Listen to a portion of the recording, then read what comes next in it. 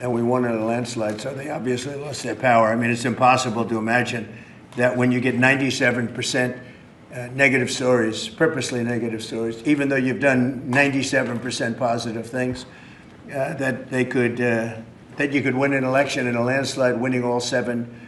Think of it, all seven swing states, winning by the popular vote by millions of votes.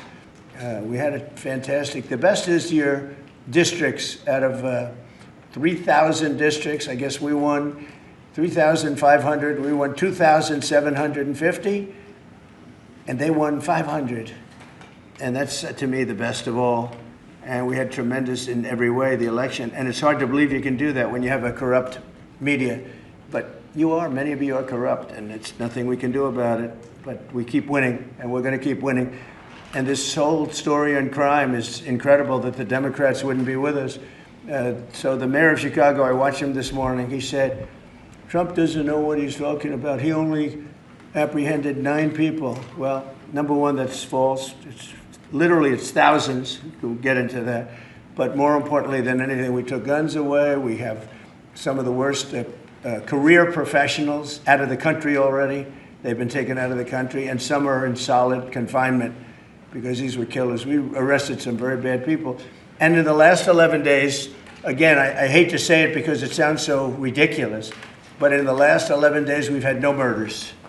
And that's the first time that's taken place in years, actually years. We always have a murder a week. They call it a murder a week. You come here from Iowa, you come here from Indiana, you come here from Idaho, because you're so proud of your country, you love your country, and then you get murdered. Your son gets murdered, your daughter gets murdered, you get murdered. See the media, you get murdered. Many of you have been mugged in Washington, you just don't want to talk about it. And I know that every time I do this with you almost everything, but every time I do this with you, people are saying to yourselves, he's right, and then you write a negative story. But we are doing an incredible job. The people behind me are amazing. We're working very well with the Washington police, as you know. The D.C. National Guard is unbelievable. We're also getting tremendous help from Secret Service. And we are at a point where Washington is booming again. People are pouring in like we haven't seen for years. Nobody wanted to come here. They didn't want to come here and get murdered. I have a friend of mine who has a very successful son. And I said, where is your son going to be this weekend? He said, he's going to Washington with his friends. I said, really? Yeah, he's wanted to do it for 4 years, but he couldn't do it because it was so unsafe. And he's a tough kid, too. It's so unsafe. And he ended up staying 3 nights, going out to restaurants all 3 nights. He said it was so beautiful, so peaceful, because all the criminals are either arrested or they're hiding. And we're finding the ones that are hiding. So I want to thank Pam Bondi. I want to thank our vice president. I want to thank everybody standing behind me. Because they are really, Gaddy, you've been unbelievable, by the way. They have done an unbelievable job. They're working 24 hours a day. And Washington, D.C. is now in great shape. I'm going to be working with Clark Construction, which is by far your biggest construction company.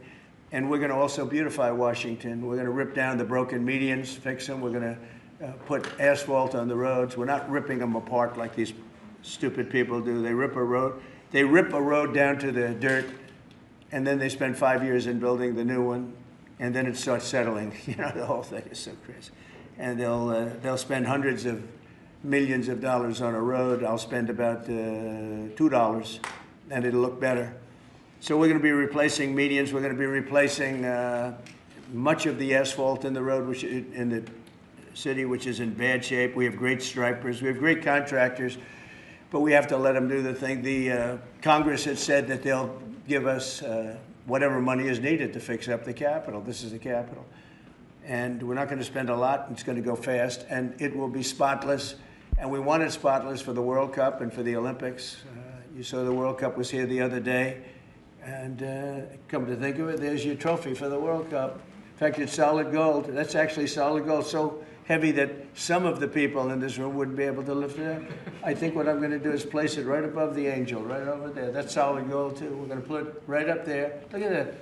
There's a solid gold trophy. They know how to get to me, you know. I like the angel better, to be honest with you. So we're going to sign, and then we'll take a few questions. And we'll tell you how good a job we're doing. We want to go from here to other places. But I was telling some of the people that in a certain way, you really want to be asked to go. You know, I hate to barge in on a city and then be treated horribly by corrupt politicians and bad politicians, like a guy like Pritzker. He ought to spend more time in the gym, actually. This guy is a disaster.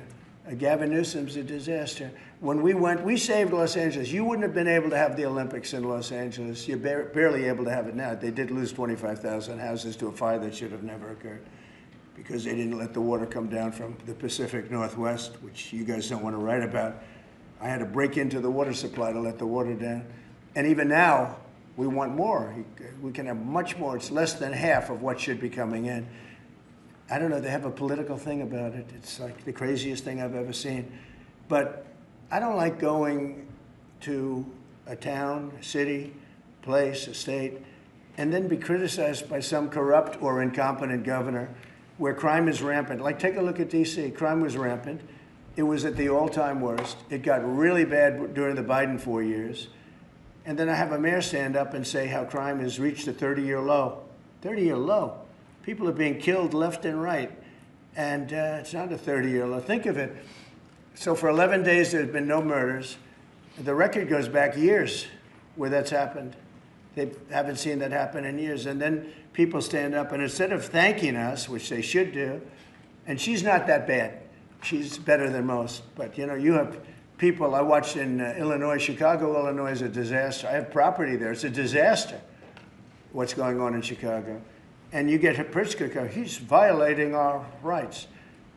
I think this is another men and women's sports thing. I think this is one of those, you know, they call them 80-20 issues. I call them 97-3. I think the Democrats better get smart. And, you know, politically, I hope they don't. But actually, in terms of love for the country, I hope they do, because it would be good to work together. So I'm thinking about, you know, when I have some slob like Pritzker criticizing us before we even go there, I made the statement that next should be Chicago, because as you all know, Chicago's a killing field right now. And they don't acknowledge it. And they say, we don't need him, freedom, freedom. He's a dictator, he's a dictator. A lot of people are saying maybe we like a dictator. I don't like a dictator. I'm not a dictator.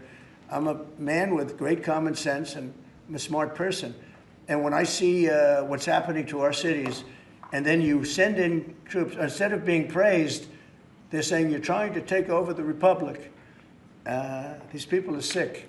But I'm really saying, and I say this to all of you, in a certain way, we should wait to be asked, because they have cities that are so under control, you know, out of control. So we go in and fix it. They take the full credit for it, and they go out and say, I heard it this morning. They're saying how well they've done over the last 10-day period, that they set record lows. They don't say that we're there with very tough people, by the way. They have to pass the toughness test. Otherwise, they're not working for us. So, and we're allowed to do that now according to the United States Supreme Court decision. Now, they have to pass a toughness test. If they're not tough, we don't want them for this job. They might be great for other jobs, but not for this job, because they're respected. You saw the gang of kids. They were all huddled up, and a group of soldiers walked up. They never even got over. Those kids ran back to their homes or wherever the hell they came from. They were gone. This is one of the safest cities right now in the world, as crazy as that sounds. And it took 7 days. It took really 3 days, but we're now in our 11th day. So I want to thank you. So we had all of these things, 439 illegal alien criminals have been removed, and we have 6 known gang members, some of the worst leaders of gangs anywhere in the country, MS-13 and Tren de Aragua. We have 2 missing children that have been recovered. They thought they were gone. We brought them back to the family. The family started crying. They couldn't believe that they saw their child again. 49 homeless encampments have been removed. Like, we have the head of South Korea coming in a little while, the president, and he drives down the street. Already, his people have told me, he said, what happened? It's so clean. We always came here, it was filthy dirty with homeless and papers all over the road. That's the other thing. Those roads are swept immaculate. But they're going to be much better in a few months when we put a topping on them. They're going to look like they're brand new. We'll get rid of those rusty old medians that have been crashed into 1,000 times, and they don't fix them. They just let them. They lay them down on the road, and they sit there for months. But we don't do that. We don't run things. We run things like we run this. We like clean, we like beautiful, and we like safe, and that's what we're getting. So I'll start signing the executive orders. To me, this is a very, very big deal. One of the executive orders has to do with cashless bail. That was when the big crime in this country started. And I can tell you who did it, when, but I don't want to do that because others followed pretty quickly. But that was when it happened. Somebody kills somebody, they go in, don't worry about it, no cash, come back in a couple of months, we'll give you a trial. You never see the person again. And I mean, they kill people and they get out. Cashless bail. They thought it was discriminatory to make people put up money because they just killed 3 people lying on a street. Any street all over the country, cashless bail. We're ending it, but we're starting by ending it in D.C., and that we have the right to do through federalization. Okay, let's go. Could I ask you to say exactly what this is? Of course. So as you've consistently identified, sir, cashless bail policies are a key driver of the disorder we see on city streets all over America. Catch and release system allows criminals to keep going back out onto the street and reoffending. What this executive order does, it charges your attorney general with identifying jurisdictions all over the country that have cashless bail policies, and then it withholds or revokes federal funds and grants that are flowing to those jurisdictions to ensure that we're only supporting the people who have reasonable common sense policies around crime. So what area does it cover? Potentially anywhere that has a cashless bail policy. So some of the largest cities, some of the most left-wing states in America Almost have adopted. all of them, right? Illinois would be a great example of that, sir. Oh, they have a great cashless bail. You don't even have to go to court sometimes. No, Illinois, I love that state. It's a great state, but it's run so badly by Pritzker. They threw him out of the family business and he becomes governor. Now he wants to run for president. I don't think that's going to happen. Okay, we'll sign right here, right? Sir. So important. And this isn't Republican, Democrat. This is, and by the way, most Democrats agree with us. But this is just, we got to bring our country back. Okay? That's a big one. Also on the issue of cashless bail, sir, this is a D.C. specific executive order. In addition to the measures that we're taking that are quite similar to what we're doing around the country, in D.C. in particular, the objective is holding as many criminal defendants in federal custody and subjecting them to federal charges as possible. That means that they'll be held pre-trial in federal jail as opposed to just being cut back out on the streets due to a cashless bail policy. Okay? And we have the room. And by the way, the prison they have in D.C. is horrible. It's horrible. People were subjected to live in that dog trap for so long, so unfairly. I have stories, you'll be hearing about them. That prison is horrible. Okay? This is an executive order that contains a number of additional measures relating to crime and law enforcement in Washington, D.C. It charges, for example, your Secretary of Defense with establishing specialized units in both the D.C. National Guard and in National Guard units around the country, specifically trained and equipped to deal with public order issues. It charges all of your various federal law enforcement agencies with hiring additional personnel to allow them to surge personnel to Washington, D.C. to deal with the current emergency here. It does a number of other things in that space, and it also asks the Attorney General to look at D.C. Metropolitan Police general orders that have currently impeded law enforcement efforts in the city, and to potentially look at unwinding those that are stopping the police from doing their job effectively. And are we going to ask this to be codified by Congress, all of these things? I think we could potentially, yes, sir. I think so. I think we should. I think we'll get it to. I think Democrats will vote. Well, I don't know. It's hard to believe that they might not, but I think Democrats will actually vote for this.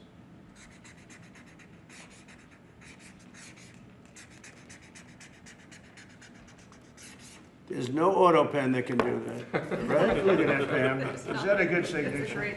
Seriously, is that a good signature? Who can write like that? Nobody. I don't know. That's the other thing. I assume we're looking at the whole auto pen scam. Sir. Because the person that ran it said he spoke to it briefly twice about nothing. That means that all those pardons that he gave to some very bad people, very unpatriotic people, very evil people, it looks to me like those pardons are worthless. Because number one, you shouldn't use an auto pen very specifically. But if you do, it has to be a very good reason. And they have to know that the president wanted it. The president didn't want this. The president didn't know he was alive, okay? He never approved any of this stuff. He wasn't for open borders and all the other things. He was never for open borders. I've known Biden a long time. He was never very sharp, but he was never in favor of open borders and all of the other things he did to destroy our country. Let's go. Lastly, sir, this is an executive order on flag burning. It charges your attorney general. Would you listen to this? This is very important. Flag burning. All over the country, they're burning flags. All over the world, they burn the American flag. And as you know, through a very sad court, I guess it was a 5-4 decision, they called it freedom of speech. But there's another reason, which is perhaps much more important. It's called death. Because what happens when you burn a flag is the area goes crazy. If you have hundreds of people, they go crazy. You can do other things. You can burn this piece of paper. You can, but when you burn the American flag, it incites riots at levels that we've never seen before. People go crazy. In a way, both ways. There are some that are going crazy for doing it. There are others that are angry about them doing it. Do you want to discuss that? Sure. So what the executive order does, sir, it charges your Department of Justice with investigating instances of flag burning, and then where there's evidence of criminal activity, where prosecution wouldn't fall afoul of the First Amendment, and instructs the Department of Justice to prosecute those who are engaged in these instances of flag burning. And what the penalty is going to be, if you burn a flag, you get 1 year in jail. No early exits, no nothing. You get 1 year in jail. If you burn a flag, you get, and what it does is incite to riot. I hope they used that language, by the way, did they? Yeah, incitement. Incite to riot, and you burn a flag, you get 1 year in jail. You don't get 10 years, you don't get 1 month. You get 1 year in jail, and it goes on your record. And you will see flag burning stopping immediately, just like when I signed the Statute and Monument Act. 10 years in jail if you hurt any of our beautiful monuments. Everybody left town. They were gone. Never had a problem after that. It's pretty amazing. We stopped it. But this is something that's, I don't know, in a certain way, it's equally as important. Some people would say it's more important. Because the people in this country don't want to see our American flag burned and spit on. And by people that are, in many cases, paid agitators. They're paid by the radical left to do it. You talk to these people, they don't even know, half of them don't even know what they're doing. They say, I don't know, they gave me money to do this. I see the same things that you do. They're bad people. They're trying to destroy our nation. That's not working, because I think our nation now is the most respected nation anywhere in the world, by far. You saw that with the European leaders on Friday. You saw that with NATO, where they agreed to go from 2% no pay to 5% fully paid up, trillions of dollars paid, where they respect your president to a level that they jokingly call me the president of Europe. They call me the president of Europe, which is an honor. I like Europe, and I like those people. They're good people. They're great leaders. And we've never had a case where 7 plus really 28, essentially 38 countries were represented here the other day. 38 European countries were represented. European and other countries were represented. And it was a great meeting. But your country is respected again. I say it all the time. 1 year ago, our country was dead. Everybody said it. We had a dead country. We were not going to survive. Now we have the hottest country anywhere in the world. So it's an honor to be involved. And this group has a lot to do with it, right behind me.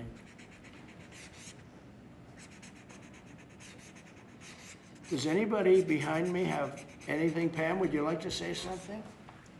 Sure, President. Thank you for keeping D.C. safe. You know, just a couple examples of a mother, a single mom, whose house was burglarized, and the defendant got out on cashless bail, went back the next night and burglarized her house again. That's why this is so important. A man got in a fight with another guy. He had a gun. He was let out. Next night, he got out, went back, and killed him. So that's why it's so important, President, what you're doing. And thank you for protecting the American flag. And we'll do that without running afoul of the First Amendment as well. And President, I think I think Gaddy Serralta had something he wanted to give you on behalf of all the law enforcement who are out there every single night. Yes. Thank you for putting me in charge of this surge. As the Director of the United States Marshal Service, it's the oldest law enforcement agency. It was created in 1789. So on behalf of all the federal law enforcement agencies that we're working with and those that have yet to join the team, we thought it was only appropriate to present you with an honorary United States Marshal Service badge. And this badge comes with this little item right here,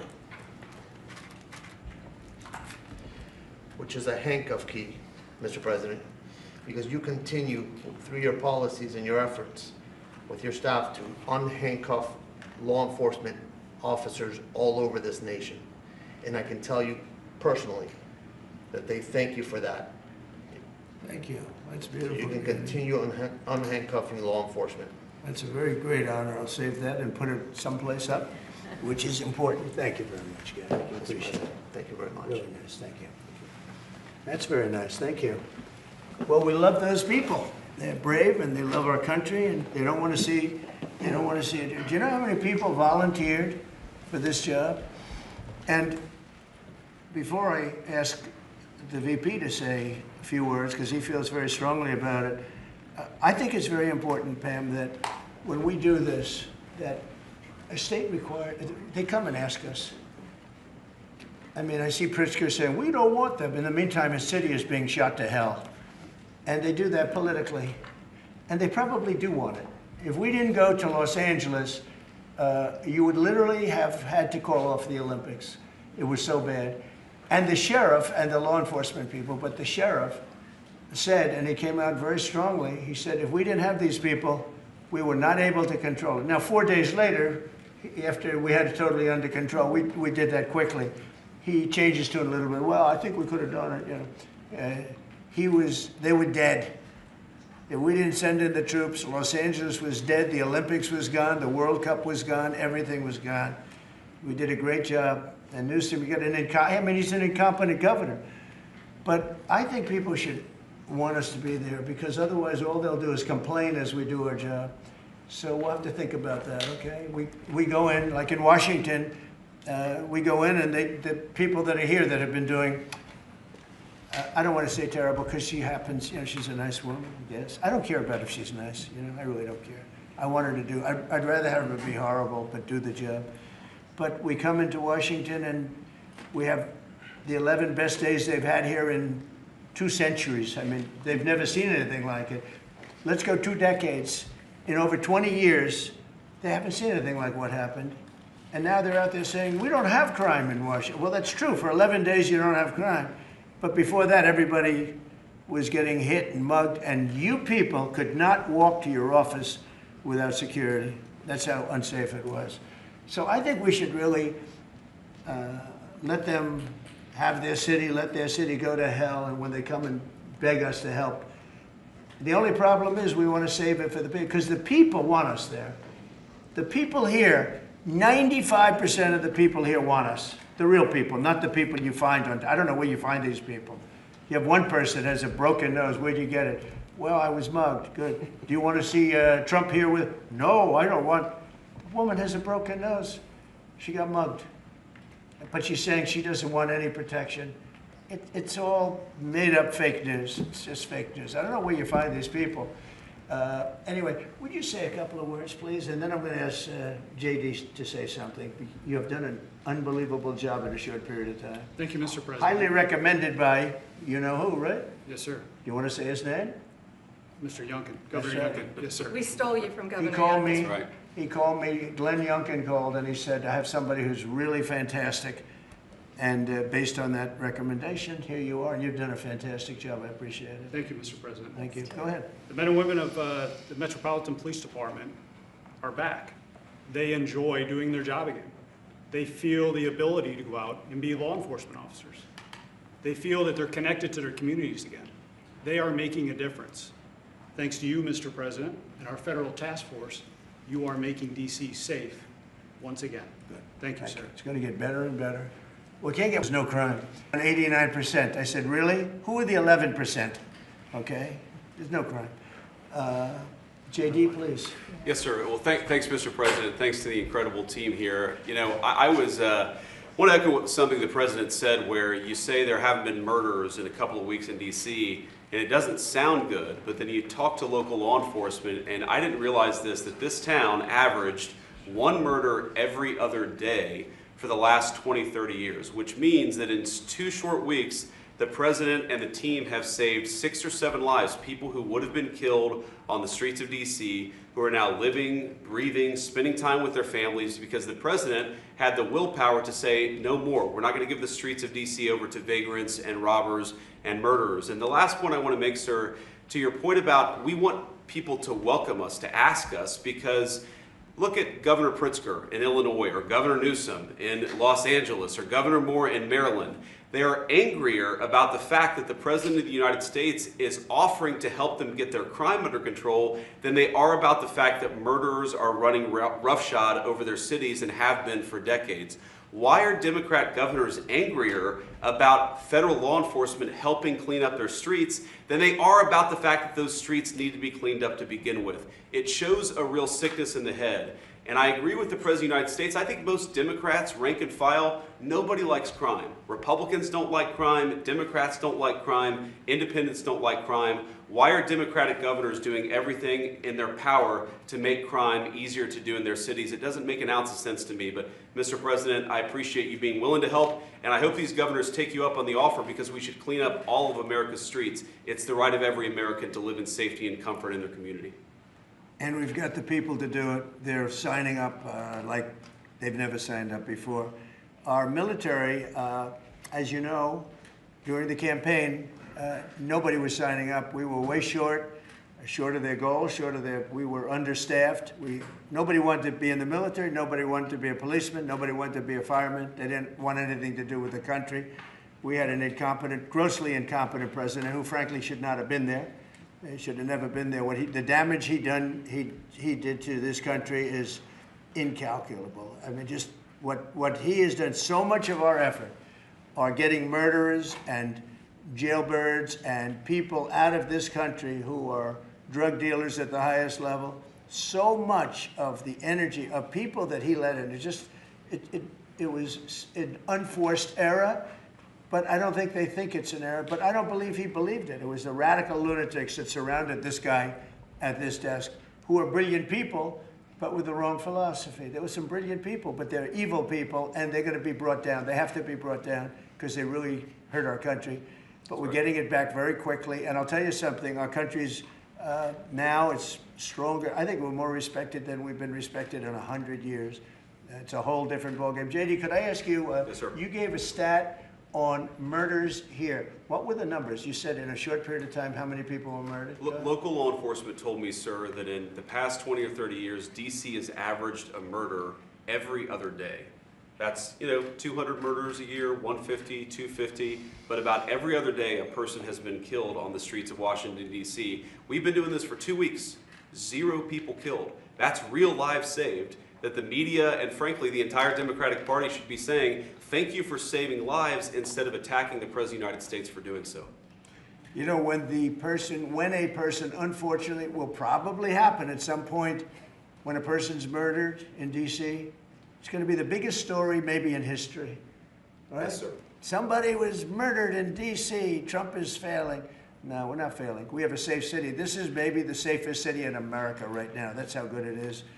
And it would be nice to be appreciated. These people, eventually, they're going to have to be appreciated for what they're doing. And they're going to have to be appreciated by the officials that are really happy when we go in because they've lost control of their place. Steve Miller, please, say a few words. Thank you, sir. So just to, first of all, follow up on what the Vice President said, no police officer working in the city can remember a time in their lives when there has been no murders. You can work at the police department for 20 years, 30 years, your whole life. We've checked the records. No one can even find a record of being murder-free for as long as we've been murder-free under President Trump's leadership. Additionally, and the President spoke about this before, we've uncovered, in the process of uncovering, a massive scandal in Washington, D.C. with the doctoring of crime stats. And the Department of Justice, under the Attorney General, is leading the effort to uncover this. But when we ultimately share the results, it will stun you. The extent to which, even though D.C. had the worst crime in America, honestly measured, it dramatically understated how bad it was. There's even accusations that murders and homicides were reported as accidents instead of murders. I mean, this is how severe the manipulation of the crime data has been in this city, and it will all be uncovered and it will all be brought to light. You know, I've had a chance to spend some time, as has everyone here, with the police officers in the city. Members of the public are going up to them and thanking them, just overflowing with gratitude, because for the first time in their lives, they can use the parks, they can walk on the streets. You have people who can walk freely at night without having to worry about being robbed or mugged. They're wearing their watches again. They're wearing jewelry again. They're carrying purses again. People had changed their whole lives in this city for fear of being murdered, mugged, and carjacked. It is a literal statement that President Trump has freed 700,000 people in this city who were living under the rule of criminals and thugs. And the last thing I'll say is that under the efforts of Terry, to my left and many here, what they found also is that the street criminals here in Washington, D.C.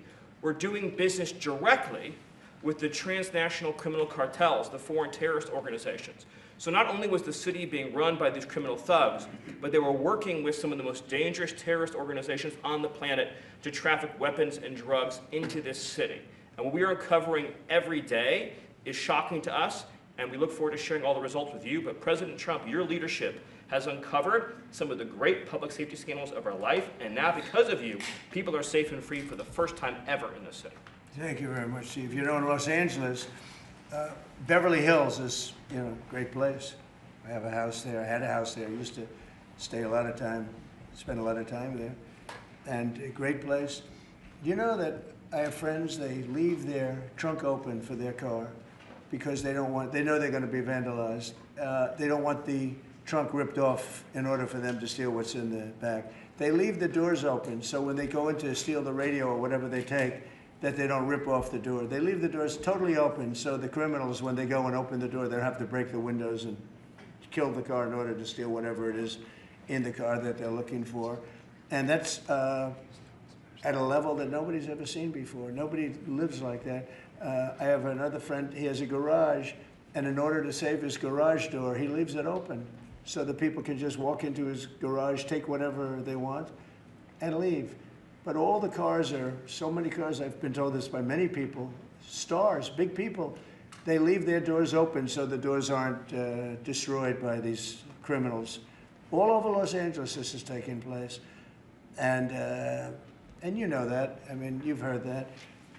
Christy, could you say a few words? Sure. Well, Mr. President, I think one of the most impactful statistics that you used today was of the 1,000 arrests that have happened already so far, 439 of them were illegal criminals, which means they never should have been in this country to begin with. That they were in this country, invaded over our southern border or our northern border or maritime seas, and then they committed crimes against the American people. So by getting those individuals incarcerated, we've stopped those violent crimes from happening here in the city. And sir, they do. Exactly like Stephen was talking, they have ties to cartels. They have networks across this country and other cities. So by what you're doing here is gonna have a ripple effect in Miami, in Chicago, in other cities, because you're grabbing those networks and giving us information and targeting information to go and get more criminals across this country. So thank you for the work that you're doing. We have ICE and CBP, Federal Protective Services, Secret Service, HSI, all of our officers are working with all the other agencies every day here in DC, and they're so proud to have this kind of partnership. So they're so glad that you're letting them do their jobs again. And I don't know if you've heard, sir, but the recruitment campaign for ICE, when we were going to hire 10,000 new officers, we've got over 130,000 people that have applied and raised their hands and said they want to work with ICE. So no matter what the fake news says or what the media says about ICE not having support, they've got incredible support from the American people. People want to join them and help them do what they're doing to make America safe again. So thank you for the I was going opportunity. to say that our recruitment drive, it was dead. During the campaign, they couldn't get, every story was the Army can't fill up, the Marines, none of them could fill up. They were way behind. We couldn't get anybody to go into the military, couldn't get any police. We've just set records on everybody wants to be in, everybody wants to go in. And we're taking incredible people. I mean, the level of, you know, because of the Supreme Court, it's based on merit. It's all based on merit now. It's not based on anything else. You got to, if you need strong people, you have to get strong people. It's all based on merit. But we're setting records in the Army, Navy, Air Force, Marines, the Coast Guard. One of my favorites, because I happen to have created it, Space Force. We're very proud of Space Force. It's amazing what it's doing. We're leading in space now. China was killing us. Russia was beating us. China was killing us. We're now killing China. We are leading in space by a lot because of Space Force. So we're very proud. But everybody wants to go in. We went from not, and you know how bad that is for the spirit when every story that you were writing a year ago was that nobody wants to go into the military anymore. And if you're in the military, you know how deflating that is? You go and be a family. Nobody wants a job that you have. Well, now it's the opposite. Everybody wants to be there. And that includes police and fire and everything else. You're doing a good job. Thank you, sir. You stopping a lot of wars? just the presidents we're stopping. We've stopped 7 wars, and really the number is actually 10. We're not including a couple, and we're not including in there what we did with Iran, stopping their nuclear play. They would have had within a month or two, they would have had a nice big nuclear weapon to use. That's not going to happen. That won't happen. Pete, go ahead, please. Yes, sir. Well, Mr. President, thank you very much for your leadership. And the Defense Department is proud to be a part of this task force. Just like we have been down at the southwest border, where crossings are at 0. We've got national defense areas where we're working with Border Patrol to secure the southern border for the American people. Just like Los Angeles, where ICE officers deserve to do their job without being attacked, we're really proud to be a part of defending the nation's capital and ensuring it is safe and beautiful and working with law enforcement. And Mr. President, let me tell you, the morale of the troops, getting out there talking to them, they love this mission. They're grateful to be doing it, whether they're D.C. National Guard or other state National Guards. And at your direction as well, sir, it's just common sense to make sure they're armed as well. And so we're rolling out ensuring they're armed, capable of defending themselves and others if need be, supporting law enforcement, and we're proud to be there, sir. Well, look at the mission you just accomplished with Iran. 36 hours back and forth, flawless. Every bomb hit its target. They went right down those chutes, dark at night, no moon, no nothing. Every target, every bomb went right down. They have a chute that goes right down deep into the mountain. And they shouldn't have put ventilation in, I can tell you, because we use that for our advantage. But what they did, and we had the pilots and even the people that took care of the planes, we had a whole group of people at the White House a couple of weeks ago. And you know, I didn't realize this, but they said, we've been looking at their predecessors, and then these were the pilots. They said, we gave them beautiful medals. And I'll show you the medal. Gave them a medal just like this. See? Just like that. They were so happy. Gave a lot of them out for that. It was an incredible job. You know, we had 52 tankers, people don't realize, so that they could refuel. We had many fighter jets, F-22s, F-35s, we had many. It was an amazing operation. It was flawless. Compare that to the operation when they went in with the helicopters crashing and everyone running around the desert, and the prisoners being taken. And that was Jimmy Carter, and what a horrible thing. This was the exact opposite. This was the exact opposite of what they did in leaving a very, very nice place. The Taliban runs a tough operation in Afghanistan, and I think it was the most embarrassing day in the history of our country. That was Biden. I was leaving, and we would have left through strength, tremendous strength. We would have kept Bagram, which is the air base, one of the largest runways in the world, one of the most powerful. You could land anything on it, many, many feet thick. You don't build them that way anymore. You can't. But we left it, and now China's occupying that air base. This was the most incompetent administration in history, the Biden administration. And you're just lucky that they lost, because if they won, you wouldn't have a country anymore. And so, Pete, you started up by saying the Department of Defense, and somehow it didn't sound good to me. You know, it didn't sound good. Defense, what are we defense? Why are we defense? So it used to be called the Department of War, and it had a stronger sound. And as you know, we won World War I, we won World War II, we won everything. Now we have a Department of Defense. We're defenders. I don't know. If you people want to, standing behind me, if you take a little vote, if you want to change it back to what it was when we used to win wars all the time, that's okay with me. All right? That's coming You soon, go, sir. you let me know if you want to do it. I think Department of War. It just sounded bad. He said, sir, on behalf of the Department of Defense. Defense? I don't want to be defense only. We want defense, but we want offense too, if that's okay. So you'll make a decision. But you know, as Department of War, we won everything. We won everything. And I think we're going to have to go back to that. In the meantime, I've stopped all of these wars. I've stopped them. A big one would have been India and Pakistan, but we stopped them all. We stopped 3 wars. Go to Africa. They like to say, oh, you know, let me tell you, I love black people. And I did great with the vote with the black people. But they say, he's a racist, he's a racist. I said, really? For 35 years, a war raged between Rwanda and the Republic of the Congo. And it was a vicious war. 9 million people were killed with machetes, largely. Hatchets, machetes. That went on for more than 30 years, but 34, 35 years. And I stopped it. In fact, the presidents are coming in a week or two to sign we have the foreign ministers, it's all signed, the war stopped. But I got it stopped and saved a lot of lives. The Congo, it's deepest, darkest Africa. I got that war stopped. Nobody else could have done that. We did a lot of jobs. We did a lot of wars were stopped that nobody thought would even be possible. And I'll tell you what, the war with India and Pakistan, that was the next level. That was going to be a nuclear war. They already shot down 7 jets. That was raging.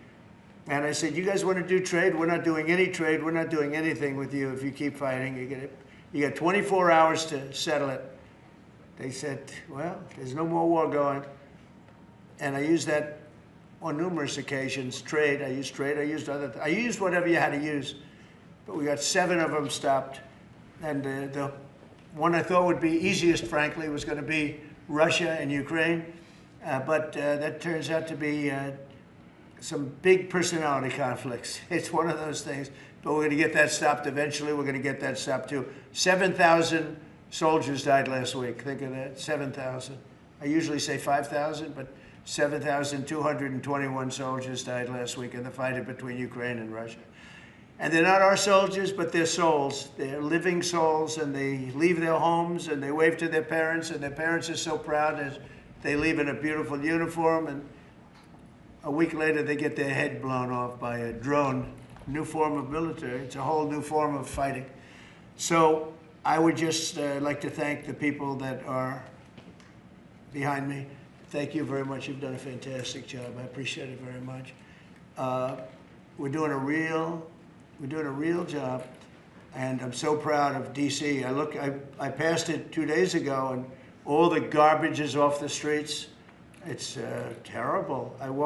I came in a month and a half ago. I'm driving down, and I see garbage all over the place. The streets were a pigsty, like I won't use the city's names, but you know what I'm talking about. There are plenty of them outside of this country and inside of this country. Baltimore is a horrible, horrible deathbed. It's a deathbed.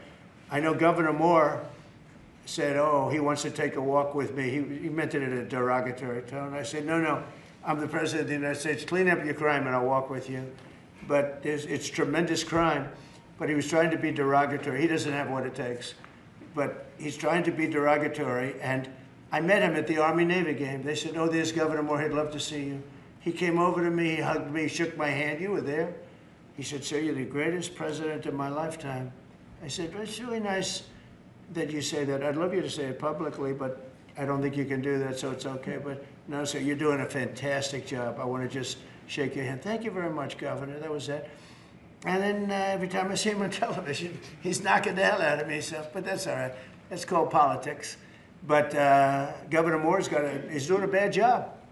Newsom's doing a bad job. All of their potential candidates are doing a bad job. I can't imagine Pritzker being even a candidate, but somebody said he is. He can't do the work, can't do the job. He's not temperamentally suited. So I just want to thank you all for being here. Do you have some questions? Mr. President, is the Pentagon, and maybe the Secretary of Defense can weigh in too, is the Pentagon preparing for military deployment to Chicago? And with what you said there, are you waiting for the governor We're ready there? to go anywhere. We Do you have want me to call you, a though? full complement of great human beings. We're full. You know, our military is full. We were way empty 1 year ago. Now we're full. So we can go anywhere on less than 24 hours notice. Are you waiting for the governor? And we're doing a lot to interdict to stop drugs from coming in too. We have ships out on sea.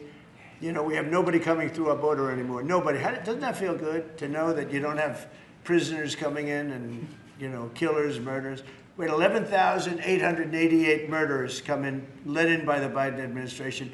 Many of them have been captured, but we still have a couple of thousand that are out there. Some of them, 50% of them killed more than one person, okay? But a lot of them have been captured. What they've done to our country, these people that circle this moron that we had behind this desk, what they've done to our country is unthinkable. It's unthinkable. I mean, if you think so much of our time is devoted to correcting a problem that all they had to do is say, close the borders. Remember when he said, well, I have no power to close the border. I have to go back and get an act from Congress. I didn't get an act from Congress. I came in, I said, close the borders. And Tom Homan, who's not here, has been fantastic, Christy, right? Yes. Tom Homan is great. He's a fantastic man and respected by everybody. But I said, Tom, close the borders. Christy, close the borders. The borders were closed. We didn't go to Congress and get permission. We just closed the borders. And in the last 3 months, hard to believe this one too, in the last 3 months, we've had 0 people come into our country illegally through the southern border. Nobody would have said that's possible. Yeah, please. Thank you, Mr. President. Today, MS-13 gangbanger and human trafficker Kilmar Abrego Garcia turned himself into ICE in Baltimore. Do you have any comment on this? And why are the Democrats so emotionally attached to this man who beats his wife and is part of a terrorist organization? Because they think he's going to be good for votes, and I think he's very bad for votes. These people are deranged. He's not good for votes. He beat the hell out of his wife. His wife is afraid to even talk about him. She's been mauled by this animal. And, you know, through a system of liberal courts, you know, he's doing things. But, no, we have that under control. And Pam has got that very much under control. Do you want to comment on it, Pam? No, we've got him under control. He will no longer terrorize our country. He's currently charged with human smuggling, including children. The guy needs to be in prison. He doesn't need to be on the streets like all these liberals want him to be. And as part of this operation here in D.C., we've also taken off MS-13 members. We've taken, I think just last night, we got a TDA guy off our streets right here, right around from where we all work. Another TDA member gone because of this project. So we're going to keep America safe from all of these foreign terrorist organizations, including Abrego Garcia. Okay. Mr. President, President, If we could get your reaction, sir. The Israelis bombed a hospital in Gaza that killed 20 people, including 5 journalists. When did this happen? This happened overnight, today. I didn't know that. No. Any reaction to this? Are you Well, going I'm to not talk happy to about it. I don't want to see it. At the same time, we have to end that whole nightmare. I'm the one that got the hostages out. I got them out, all of them. Steve Witkoff has been amazing. He's done a great job. But I'm the one that got them all out through my people and through me. And now we're left with probably a little bit less than 20 because I think 1 or 2 are gone. And I said a long time ago, I'm going to get them out, but when we get down to that final 10 or 20, these people aren't going to release them because they're dead after they release them. So it's a nasty situation, very nasty, horrible thing. Mr. Yes. President, could you please elaborate on your post on South Korea? What were you referring to? Well, I heard that there were raids on churches over the last few days, very vicious raids on churches by the new government in South Korea, that they even went into our military base and got information. They probably shouldn't have done that, but I heard bad things. I don't know if it's true or not. I'll be finding out. As you know, your new president's coming in just a couple of hours, coming here. I look forward to meeting him. But we won't stand for that. or just won't stand for that. Sorry, Yes. Mr. So President, are on you the- prepared to order National Guard troops, though, into American cities if those governors don't request the federal deployment? I am, but I also think that, look, Chicago, everybody knows how bad it is. Everybody standing there knows. We know. You don't have to be doing any studies. They should be saying, please come in. Pritzker should be saying that. You know, I did a favor for Christy Whitmer, a good favor, I think, with the fish, the carp, the China carp. Did you ever hear of it? China carp. And it's taken over your Great Lakes. You know about that, right? And she came and she wanted to know if it's possible for us to do something about it. And I said, well, I'll do it. But I think it's appropriate that the person from Illinois, the governor from Illinois, asks also. It's a tremendously expensive project, actually. It's invasive. It's horrible what's happened. And we can do it with GSA and various people. But we can do it. We're going to just have to see what happens, okay? We're going to have to see what happens. Do you believe that you have the legal But authority the to order governor those of troops? Michigan came, was very respectful, asked for it. She's done a good job. I did that. I opened the Air Force Base, you know, kept it open for F-35s and various planes, F-22s too. I did that for the state of Michigan at her request. And I will, and also at our congressmen. You know, we have congressmen that are unbelievably pro-Michigan up there. But some of this stuff, like the lakes, the Great Lakes, this is a big problem that nobody ever talks about. Most of you probably have never heard of. We have a pretty violent fish that comes from China, China carp, Chinese carp. And you see them jumping out. They jump into boats and they jump all over the place. They've got a lot of energy. And there's a way of getting rid of them. It's very expensive.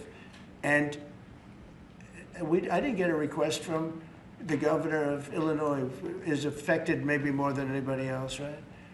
And I think until I get that request from that guy, I'm not going to do anything about it. And I feel the same way about crime.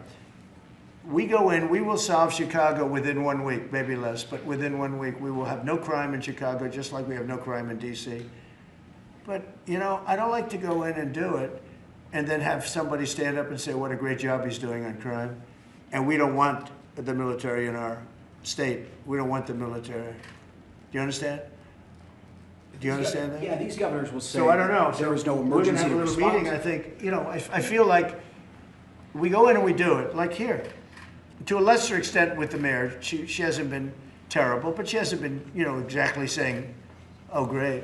She did say last night, I heard her say that, well, we really don't want the military in D.C. Well, that's, you know, not very nice, I guess. That's a little bit of a hit. But she's not as bad as some. We saved Los Angeles, and all we did is get criticized by this idiot that's running the state into the ground, right, where people are leaving. He should be thanking us, and he should be requesting us to be there.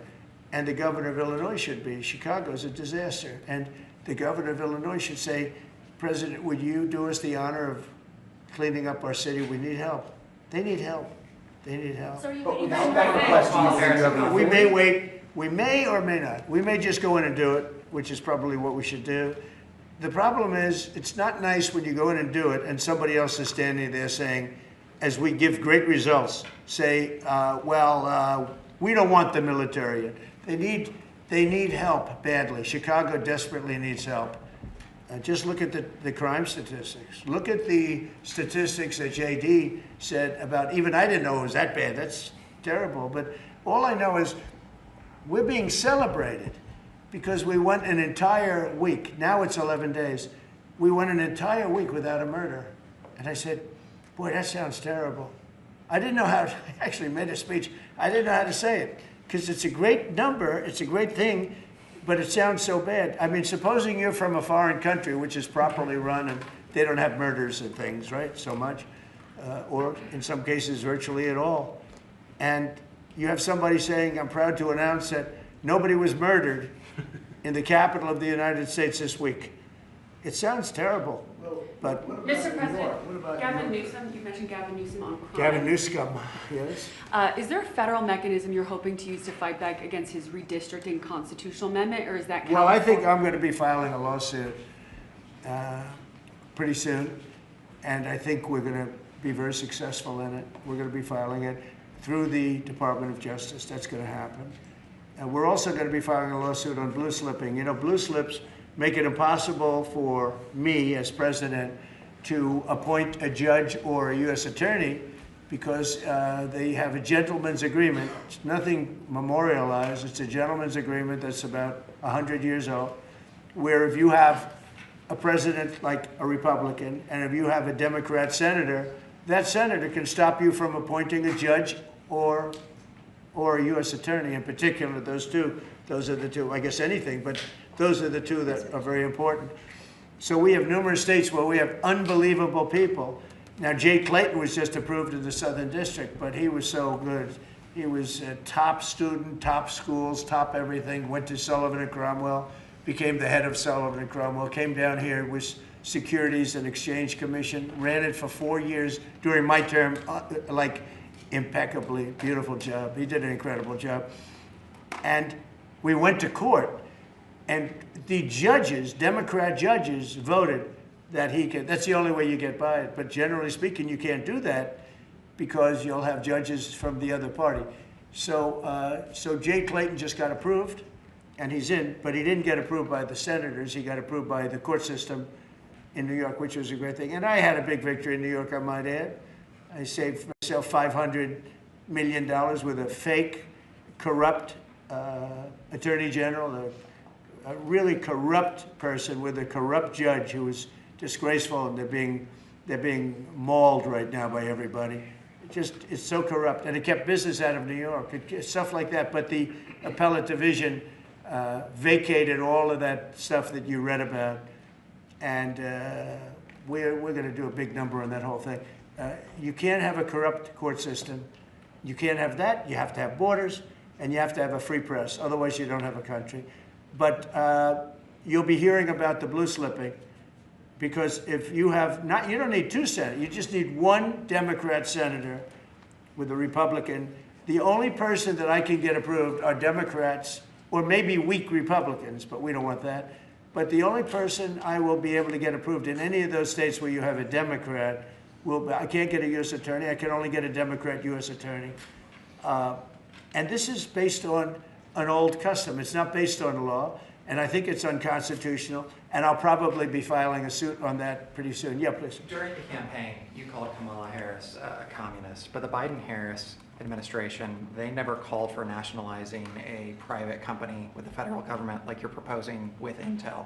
What do you say to some who say this is a bit hypocritical, and is this the new way of doing industrial policy? Yeah, sure it is. I want to try and get as much as I can. If people come in and they need something, as an example, as a real estate person, if I have an agreement and I have any form of a stopgap where I can stop somebody from doing something, right? I have a covenant in an agreement, and they come to me and they say, would like to do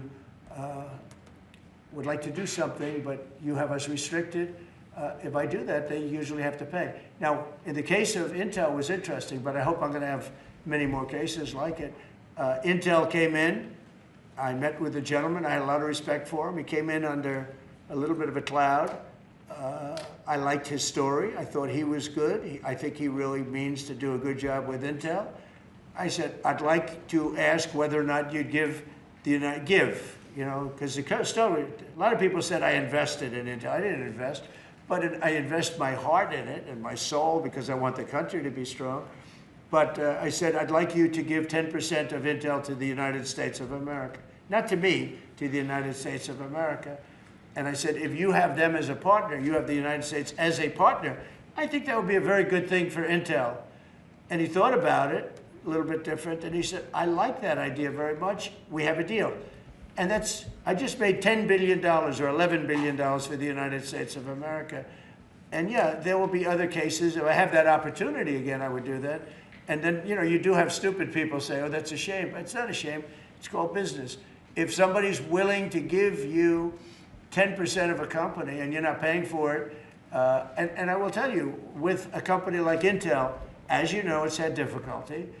I want them to do well. I want them to do well anyway, but I want them to do well in particular now. But isn't public ownership of a private company a new way of doing business in the business of the United States? Isn't that what you were sort of rejecting? So are tariffs. So as you know, the stock market went up almost 1,000 points on Friday. And it went up not because of this very, I think, terrible, hello?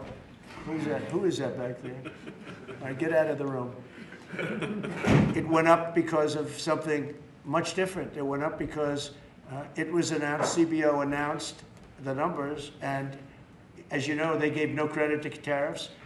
They said they made a mistake, that the trade deficit will be reduced because of Trump's tariffs, will be reduced by $4 trillion, right? Is that what they said, right?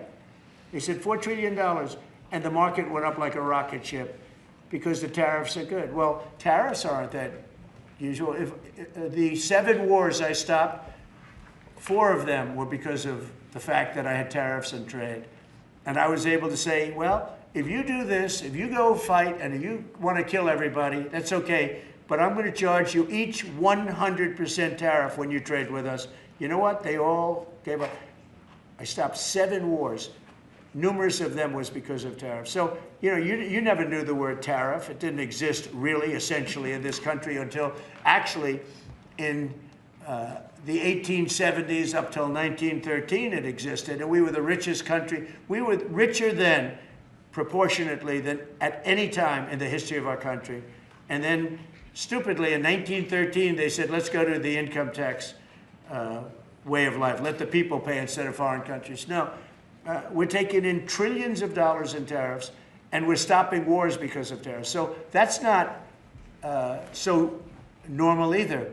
But you know what? Other countries did it to us, and now we're doing it to other countries. You ruled out boots on the ground in Ukraine, but how would air support as part of a security guarantee be any different? Those U.S. Well, you airmen... really went from one question to the next. You go from one. I expected he'd at least challenge me a little bit.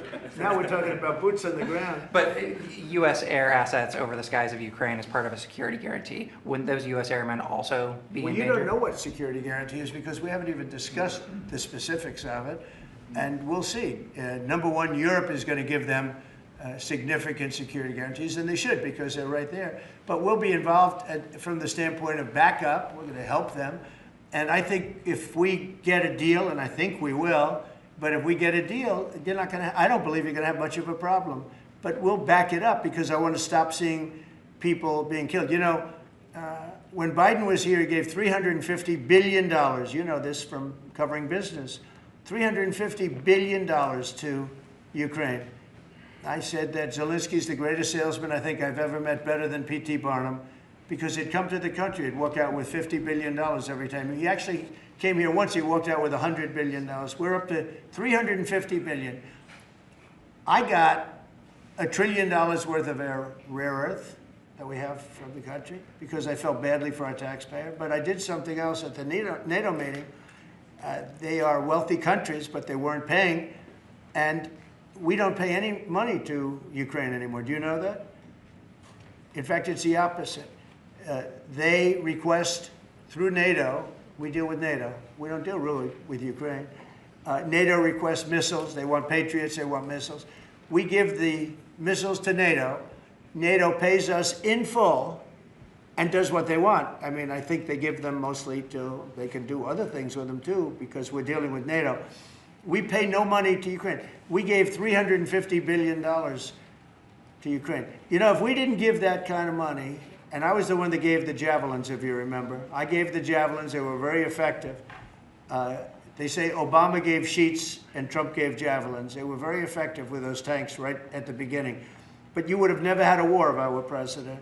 You would have never had a war. Just to finish, we spend no money on Ukraine anymore. We were getting fleeced by a president that didn't know what he was doing. To be honest, I don't blame Ukraine. I mean, if they come and ask for $100 billion, then they get it. But we were in for $350 billion. Now, we make money. I don't want to make money on Ukraine. I want the war to end because I want to save all those lives. I want to just save, but just so you understand, we're no longer losing money on that thing. We were losing money hand over fist. And now we don't lose any money. Now we sell weapons to NATO.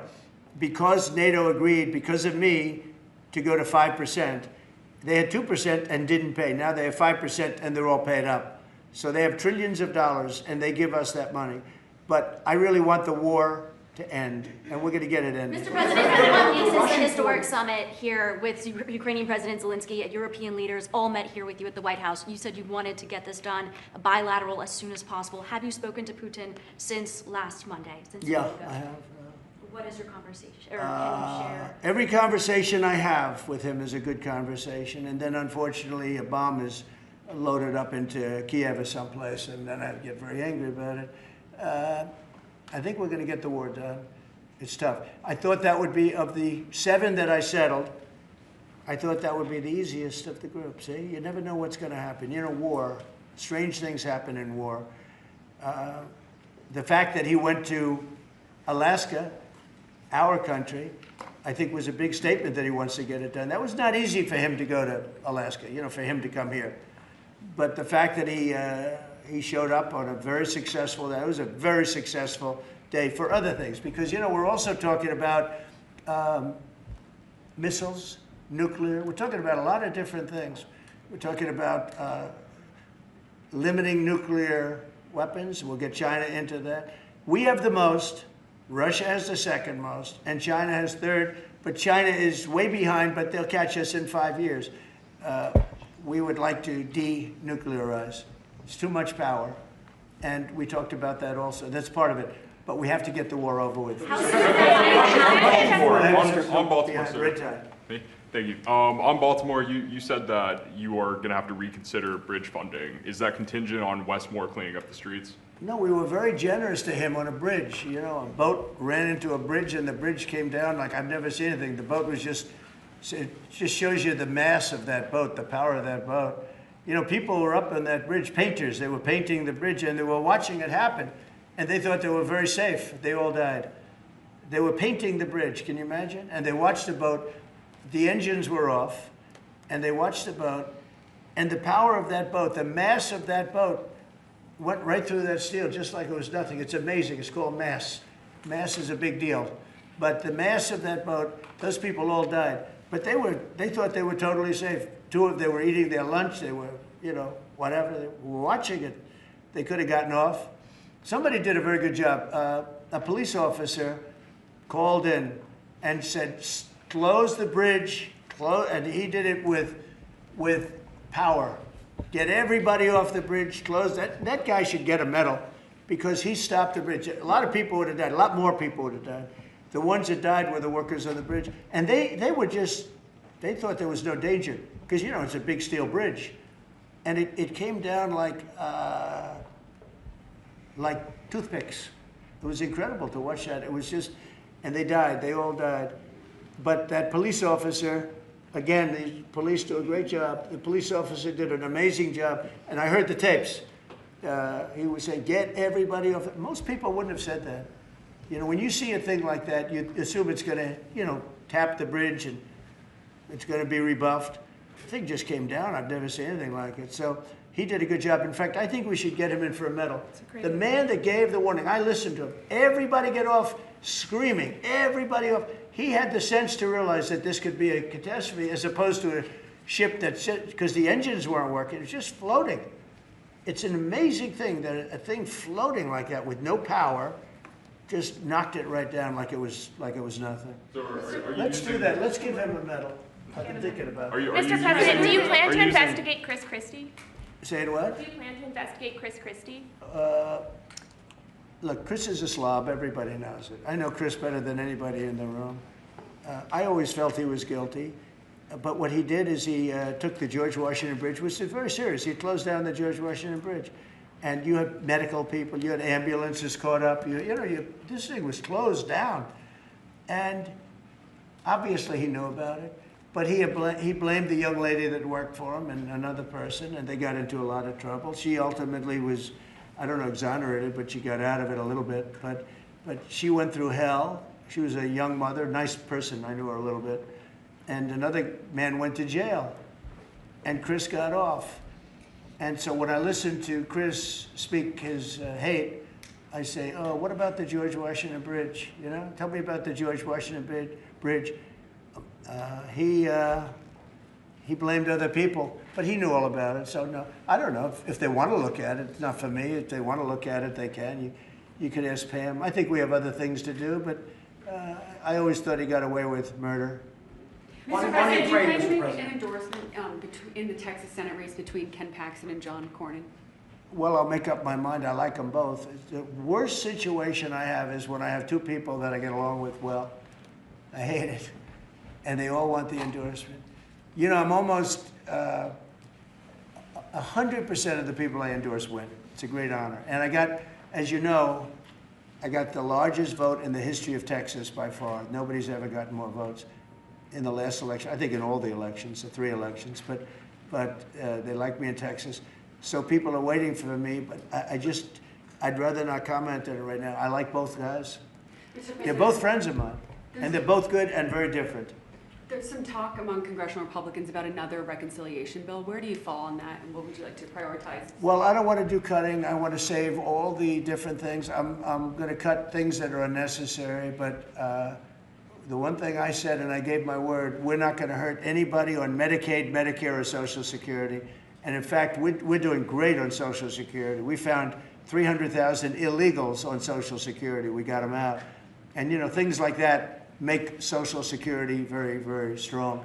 So, no, I am very big into certain things, and one of those 3, you could say 3 of those things are Medicare, Medicaid, Social Security. We're going to protect it. And so we'll see how everything works out. If we're talking about rescissions on other things, I'm always open to cost cutting. If we can cost cut, I like it, but nothing's going to happen to medical.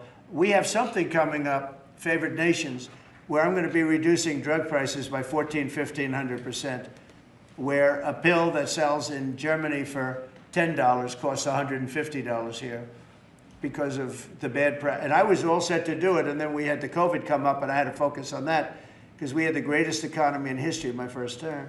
I will tell you that we are going to be doing numbers on the cost of drugs in this country that I'm not talking about a 20% decrease, which would be great. I'm talking about 1,000% decrease. We're talking about where a product would sell for $80 in Germany and $1,300 here. We're not going to do that. We were subsidizing the entire world, and we're not doing it anymore. I informed the drug companies. I informed the world. And if the world wants to, if countries in the world don't want to go along, then I'm going to put tariffs on those countries, and we'll make more money. But they have to go along with it. So this is moving along rapidly. Dr. Oz is in charge, Bobby's group, and they're doing very well. And we're getting great cooperation from the drug, because the drug companies know it's unfair. You know, for years they'd say, well, we had to do research, and we had to do. I said, I don't care. You had to do research for these other countries also. They are ready to go, and I'm ready to go. And you know, if I pull that off, there's no way a Republican will lose an election. There's no way. All right, one more question. Steve. On Ukraine, Mr. President. Steve. Back to Ukraine. Watch this guy. He's the nicest guy I know, and he asks the most vicious questions. Why do you think President Putin is so reluctant to meet with President Zelensky? Because he doesn't like him. He doesn't like him. You know, they don't like. I have people I don't like. I don't like to meet with them. Sometimes I do like to meet with people I don't like. So how do you get them together? They don't like each other, really. And if we had a real president instead of a guy that got in there with a fraudulent election, if we had a real president, that war would have never happened. Putin actually said, he said, if Trump were president, it wouldn't have happened. Happened for a lot of reasons. Happened because of Afghanistan. When he saw how incompetent Milley was and all these guys were, I think he said, wow, this might be it. Because it was the apple of his eye. It would have never happened if I were president. Mr. President, you have built a relationship with Russian leaders and also North Korean leaders. As they are getting closer, how would that affect your diplomatic approach? Well, I have very good relationships with Kim Jong-un, North Korea. I mean, a lot of people would say, oh, that's terrible. No, it's good. In fact, someday I'll see him. I look forward to seeing him. He was very good with me. We had 2 meetings. We had 2 summits. We got along great. I know him better than you do. I know him better than anybody, almost, other than his sister. His sister knows him pretty well. Now, I know him well, and I got along with him. You know, I'm not supposed to say I really like him a lot, because if I do that, I get killed in the fake news media. But I got along with him very well, and we had no problem. If at the time Hillary Clinton won the election, you would have had a nuclear war. You would have had a nuclear war. We're not going to have a nuclear war. Once that happens, it's over. We're not going to have a nuclear war. No, but Kim Jong-un will meet at some point. I look forward to it, actually. But do you notice that since I came into office, you haven't had a problem with him? Hasn't been, you know, he tests lots of rockets. He does have great capability, I will say that.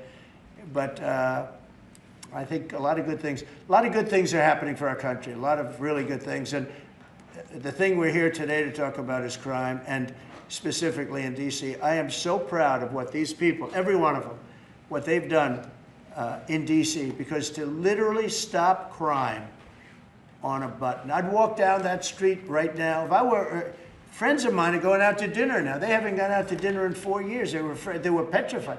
Half the restaurants closed because nobody could go because they're afraid to go outside. Now those restaurants are open, and new restaurants are opening up. It's like a boom town. It's a great thing to see, and I'm very proud of the people behind me. Thank you very much, everybody. Thank you, guys. Thank you, guys. Thank you, guys. Thank you, guys. Thank you.